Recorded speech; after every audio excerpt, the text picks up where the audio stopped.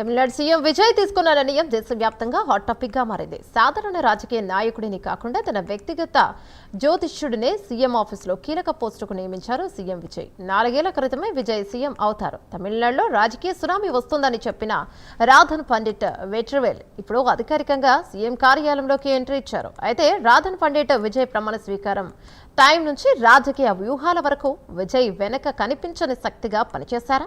హేతువాద రాజకీయాలకు పేరున్న తమిళనాడులో జ్యోతిష్యుడికి ప్రభుత్వ పదవి ఇవ్వడం వెనక అసలు మెసేజ్ ఏంటి? ఇది కేవలం సెంటిమెంటా లేక తమిళ రాజకీయాల్లో కొత్త పవర్ సెంటర్ ఆవిర్భావమా? దళపతి విజయ్ నిర్ణయం ఇప్పుడు ఎందుకో పెద్ద చర్చగా మారింది. Let's watch.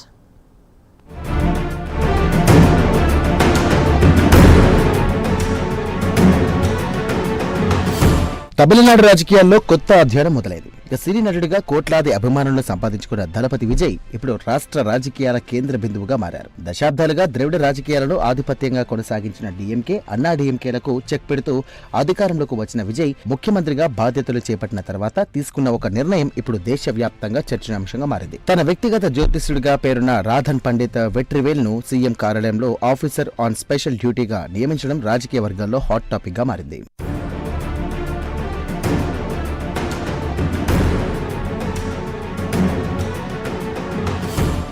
విజయ్ రాజకీయ ప్రయాణంలో రాధన్ పండిట్ పాత్ర చాలా కీలకమని తమిళ రాజకీయ వర్గాలు చెబుతున్నాయి. విజయ్ రాజకీయాల్లోకి అడుగుపెట్టక ముందే ఆయన తమిళనాడు రాజకీయాల్లో సంచలనం సృష్టిస్తారని, ఒకరోజు ముఖ్యమంత్రి అవుతారంటూ ఇక రాధన్ పండిత్ బహిరంగంగానే చెప్పినట్లు ప్రచారం జరిగింది. అప్పట్లో చాలా మంది ఈ వ్యాఖ్యలను పెద్దగా పట్టించుకోలేదు. కానీ ఇప్పుడు టీవీకే సాధించిన భారీ విజయంతో ఆ అంచనాలపై మళ్లీ రచ్చ మొదలైంది.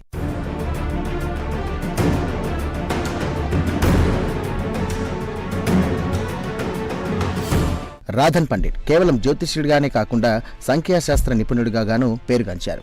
విజయ్ పేరు, పార్టీ పేరు, ఎన్నికల సమయాలు అన్నిటికీ సంఖ్యాశాస్త్రానికి అనుసంధానం ఉందని ఆయన గతంలో పలుమార్లు చెప్పినట్టుగా తమిళ మీడియా కథనాలు చెబుతాయి. ముఖ్యంగా విజయ్ ప్రమాణ స్వీకారం విషయంలో కూడా ఆయన సూచనలకే ప్రాధాన్యత ఇచ్చారంటూ వార్తలు మరింత ఆసక్తి రేపుతున్నాయి. మొదట నిర్ణయించిన సమయాన్ని మార్చి ప్రత్యేక ముహూర్తంలో ప్రమాణ స్వీకారం నిర్వహించడం రాజకీయంగా పెద్ద చర్చకు దారితీసింది.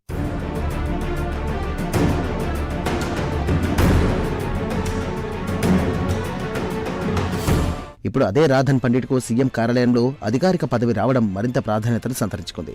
రాజకీయ వ్యవహారాల సమన్వయ బాధ్యతలు ఆయనకు అప్పగించినట్టుగా ప్రభుత్వం ప్రకటించడంతో ఇది కేవలం వ్యక్తిగత విశ్వాసమా లేక రాజకీయ వ్యూహాల్లో కూడా ఆయన ప్రభావం ఉంటుందా అన్న చర్చ జరుగుతోంది. తమిళనాడు రాజకీయాల ప్రత్యేకత ఏంటంటే ద్రవిడ ఉద్యమాల ప్రభావంతో అక్కడ హేతువాద రాజకీయాలకు బలమైన పునాది ఉంది. అలాంటి రాష్ట్రంలో ఒక జ్యోతిష్యుడికి ప్రభుత్వ వ్యవస్థలో కీలక స్థానం కల్పించడం ఇప్పుడు రాజకీయ ప్రత్యర్థులకు కూడా ఆయుధంగా మారింది. ఒకవైపు ఇది వ్యక్తిగత నమ్మకం మాత్రమేనని టీవీ వర్గాలు చెబుతుంటే, మరోవైపు ప్రభుత్వ వ్యవస్థలో జ్యోతిష్య ప్రభావం ఎంతవరకు ఉండబోతోందన్న ప్రశ్నలు వినిపిస్తున్నాయి. అయితే రాజకీయాల్లో సెంటిమెంట్, అలాగే నమ్మకాలు, వ్యక్తిగత విశ్వాసాలు కొత్త విషయం కాదు. దేశవ్యాప్తంగా చాలా మంది రాజకీయ నాయకులు జ్యోతిష్యం, ముహూర్తాలు, సంఖ్యాశాస్త్రంపై విశ్వాసంతో ఉంచుతారు. కానీ తమిళనాడు వంటి హేతువాద రాజకీయాల రాష్ట్రంలో అది బహిరంగ చర్చకు మారడం మాత్రం ఆసక్తికర పరిణామంగా మారింది.